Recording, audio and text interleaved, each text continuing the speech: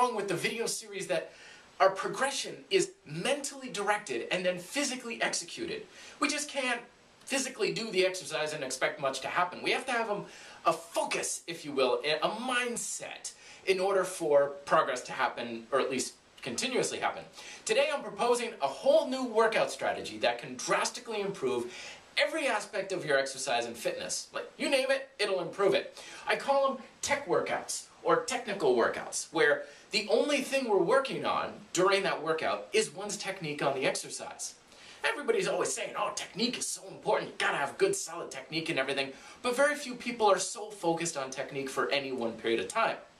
Now, a lot of times, I used to think, well, I can work on technique and work on getting stronger and work on heavier weights and all these other things.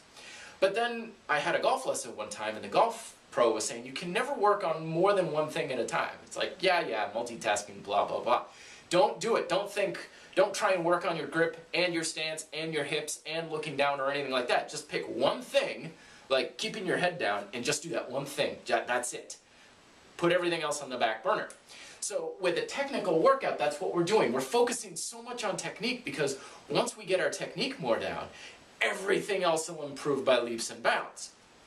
The thing that's interesting is lots of people are always saying, and I used to say this too, oh, I'm always working on technique. Technique is so important. But then you ask them and you're like, well, what are you doing to work on your technique lately? And I'd be like, better. I didn't have a focus. You know, you can't just say I'm working to get my technique better and not know exactly what that means. You gotta have a definition for it, because if there's no focus here, we're not directing anything, and then of course if we're not directing it mentally, we can't physically execute it. So here's how we can get some ideas on how we can improve our technique. Number one, YouTube. Fantastic resource for technical workout direction. Okay, there's lots of people out there who have great technical knowledge about the exercises you're doing, better than yourself. There's always a bigger fish, right? So look on YouTube for just more technical information on the exercises you're doing. Even if they're not saying anything, watching someone do it better will the visualization will be good, and you'll naturally transfer that over into your own motions by imitation. Works great. Transformed my push-up in a number of weeks using this.